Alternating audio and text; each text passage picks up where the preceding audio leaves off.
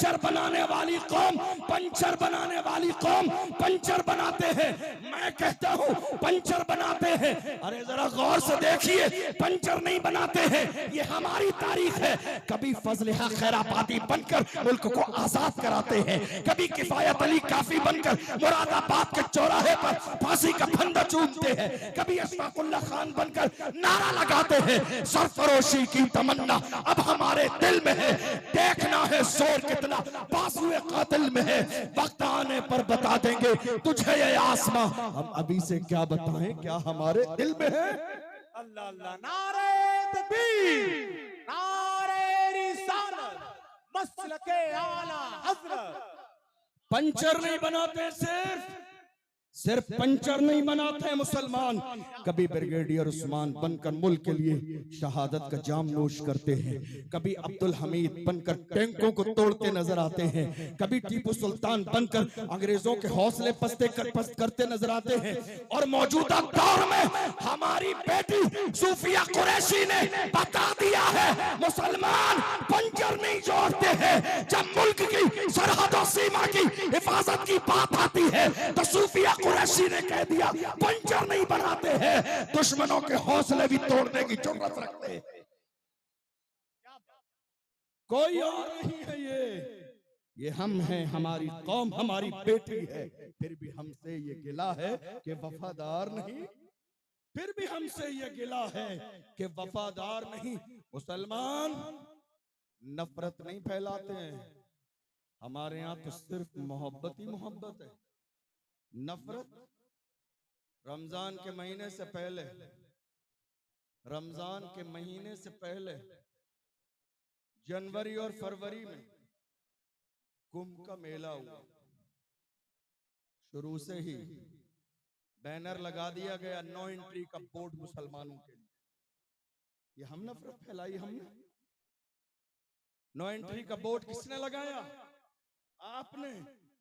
हमसे कह रहे हैं मुसलमान नफरत फैलाते हैं। हमारा हाल ये है, चले जाओ गरीब नवाज की बारगाह में, वो चौखट सबके लिए खुली है। वह हिंदू भी आते हैं, मुसलमान भी आते हैं, सिख भी आते हैं, ईसाई भी आते हैं। साल में एक बार रजब के महीने में गरीब नवाज का उर्स आता है। कोई लेटर हेड जारी नहीं होता है, कोई पैगाम निकाला नहीं जाता है। हमारे यहाँ दरवाजे सबके लिए खुले हैं, धर्म पूछा नहीं जाता है। जो अकीदत से आता है उसके खाली दामन को भर दिया जाता है। आला हजरत का उर्स बरेली शरीफ की सरजमीन पर आता है, कोई ऐलान लगाया नहीं जाता कौन आएगा कौन नहीं आएगा। मखदूम सिमना की बारगाह में चले जाओ, कोई नोट नहीं लगाया जाता कौन आएगा कौन नहीं आएगा। पूरे मुल्क हिंदुस्तान की सरजमीन पर देख लो, हमने अपने दिल के भी दरवाजे खोले हुए हैं, गरीब नवाज की चौखट के दरवाजे भी खोले हुए हैं। हमसे कहा जा रहा है नफरत, हम नफरत वाले लोग नहीं हैं, हम मोहब्बत वाले लोग हैं। और मैं कहता हूं अल्लाह जो करता है वो अच्छा ही करता है।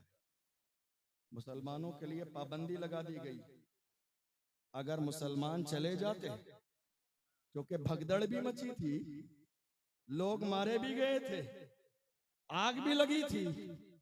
अगर मुसलमान चले जाते तो कोरोना के जमाने में जिस तरह ठेकड़ा तेली की सरजमीन पर हमारे सरों पर फोड़ दिया गया था, कोरोना फैलाने वाली ये तबलीगी जमात है, उसी अंदाज में कहीं ऐसा न होता क्या उस जगह पर हमारे नाम पर भी, मेरी कौम के जवानों के नाम पर ठेकड़ा फोड़ दिया जाता।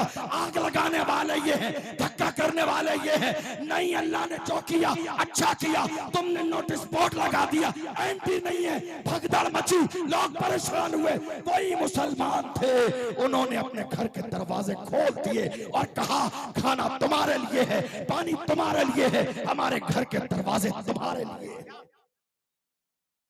फिर भी हमसे ये गिला है कि वफादार नहीं, फिर भी हमसे ये गिला है कि वफादार नहीं।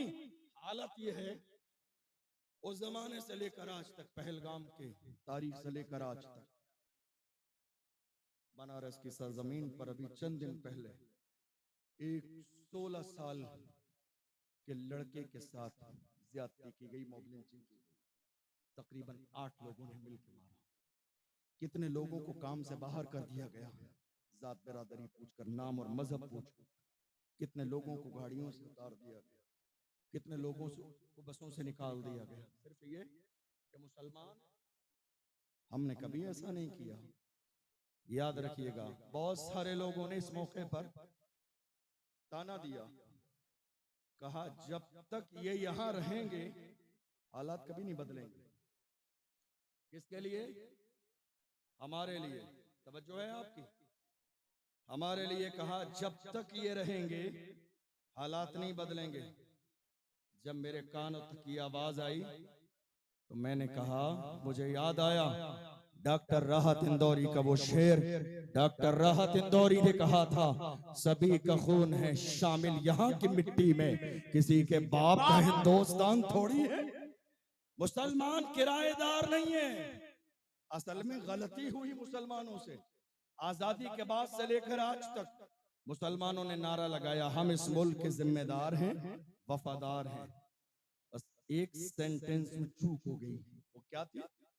जिम्मेदार भी हैं, वफादार भी हैं। आज इजाफा कीजिए, बराबर के हिस्सेदार भी हैं। बराबर के हिस्सेदार भी हैं।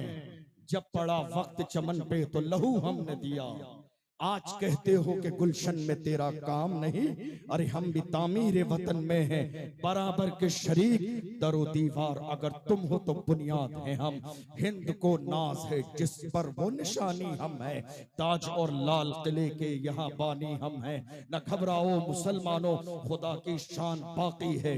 अभी इस्लाम जिंदा है, अभी कुरान बाकी है। ये दुश्मन क्या समझते हैं जो अपने दिल में हंसते हैं, अभी तो करबला का आखिरी मैदान बाकी है। आज हालात हिंदुस्तान की सरजमीन पर, लोग हमें इस मुल्क से वफादारी सिखा रहे हैं। हमारी वफादारी का हाल यह है, हम इस मिट्टी से भी मोहब्बत करते हैं, इस मुल्क से भी मोहब्बत करते हैं। हम हिंदुस्तान में मजबूरी की सूरत में नहीं रह रहे हैं, बाई चॉइस हम हिंदुस्तानी हैं। हमने हिंदुस्तान को चुना है। ऑप्शन था हमारे पास, मगर हमने चुना है हिंदुस्तान को। हम इस मिट्टी से भी मोहब्बत करते हैं। ये अजमत के साथ हमारी सरहदों पर तिरंगा लहराता है, हम इस तिरंगे से भी मोहब्बत करते हैं। और कौमे मुस्लिम को इतना शऊर है, अल्हम्दुलिल्लाह, हम तिरंगे से नाक नहीं पोंछते हैं। नाक नहीं पोंछते हैं, हम तिरंगे से नाक नहीं पोंछते हैं, हम तिरंगे से चेहरे का पसीना नहीं पोंछते हैं। हमारी हालत ये है, हमने ऐलान किया है इस तिरंगे की अजमत को बचाने के लिए जान देने की नौबत आएगी। दुनिया बाद में जाएगी, मुसलमान सरहद पे पहले नजर आएंगे। हम तिरंगे से नाक नहीं पोंछते हैं। हम जानते हैं तिरंगा हमारे मुल्क की शान है, हम जानते हैं हमारी पहचान है, हम जानते हैं तिरंगे की अजमत क्या है। मुसलमानों के दिलों में तिरंगे की अजमत है, और मुसलमान तिरंगे को नाक पे नहीं लगाता है, घर की छत पे लगाता है। फिर भी हमसे ये गिला है कि वफादार नहीं। हिंदुस्तान की सरजमीन के हालात देख लीजिए।